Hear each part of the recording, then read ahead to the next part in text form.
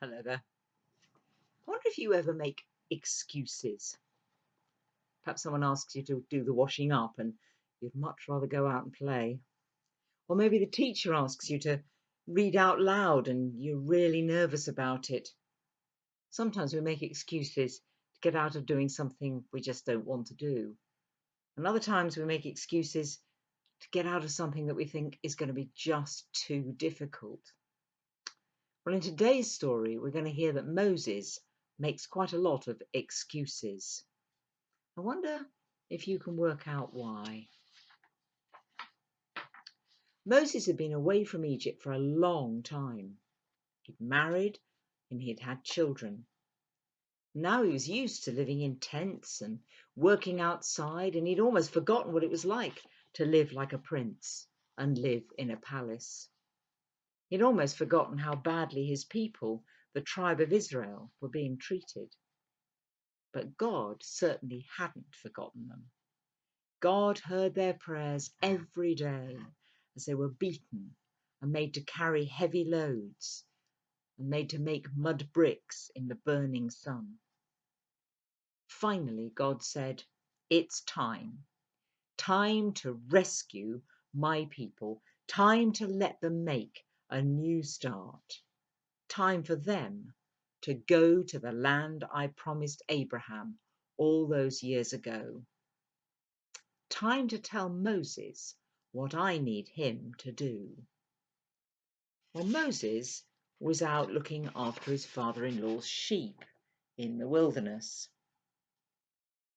Suddenly, he saw the strangest sight. Just by the path, there was a bush, and it looked as if it was on fire. But there was no smoke, and there was no smell of burning. So Moses went closer to look at this burning bush. And he got an even bigger surprise, because a voice came from the bush. "Moses," said the voice, "take off your shoes. The ground you're standing on is holy. It's special because I am so close. Come nearer and listen to me." Well, Moses took off his shoes and went closer to the speaking, burning bush. He knelt down to hear what God had to say. God went on, "It's time. Time for my special people to be rescued from slavery in Egypt. Time for them to go on a journey to the land I promised them so long ago.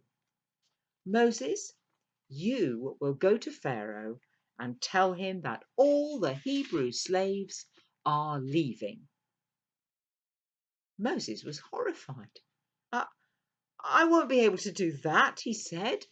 "Pharaoh wouldn't listen to me, even if all the people of Israel did. And who am I going to tell them has sent me?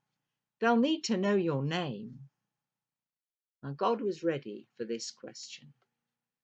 He isn't just any God among a lot of gods with different names. He is the one and only true God. So he just said to Moses, "Tell them that I am has sent you.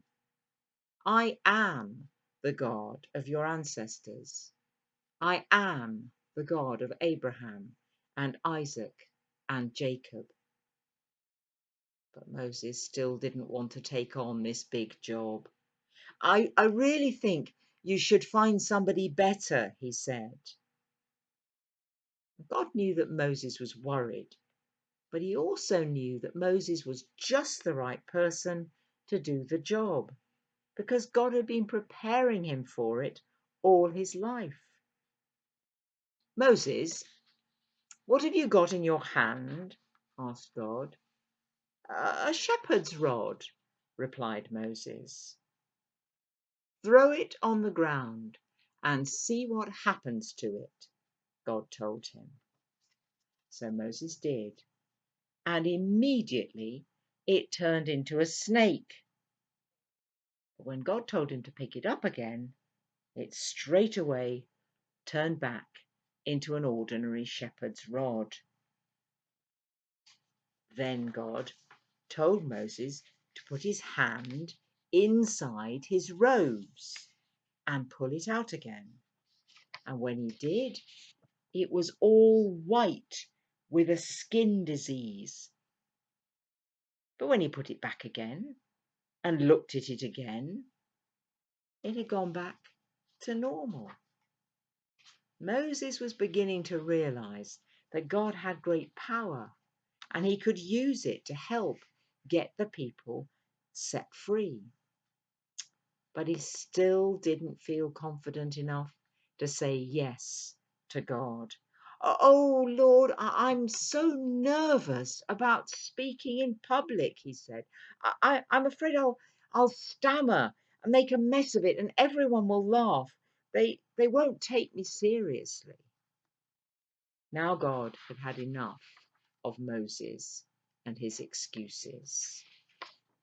From the burning bush, he said, "Your brother Aaron can do all the talking. I've included him in the plan too. Take your family back to Egypt, and you'll find Aaron is on his way now to meet you." Well, the brothers hadn't seen each other for years. Moses set off with his family to head back to Egypt. And on the way, as God had said, he met his brother Aaron. And now, with Aaron by his side, Moses was ready to say yes to God's big job. He was ready to go and tell his people about his meeting with God. He was ready to go to Pharaoh and help rescue his people. He was finally ready to stop making excuses.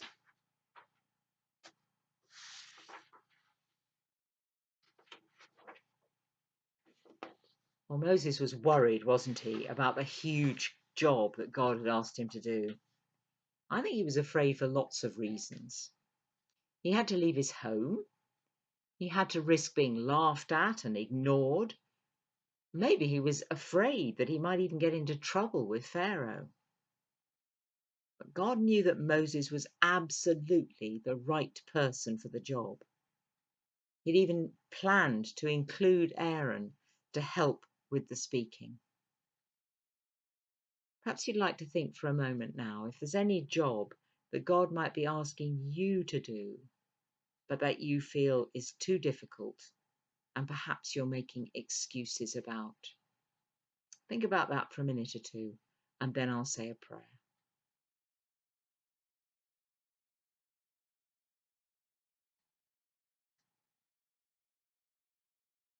Dear Father God, thank you that you had made Moses ready to do such a difficult job. Thank you, you didn't let his excuses stop him from being useful to you. Please help us to know what jobs you would like us to do for you. And help us not to make excuses, but to ask you for help when they seem too difficult. Amen. And I'm going to say the prayer that Jesus gave us. Do join in if you know it. Our Father in heaven, hallowed be your name. Your kingdom come, your will be done on earth as in heaven. Give us today our daily bread. Forgive us our sins as we forgive those who sin against us. And lead us not into temptation, but deliver us from evil. For the kingdom, the power, and the glory are yours, now and forever. Amen.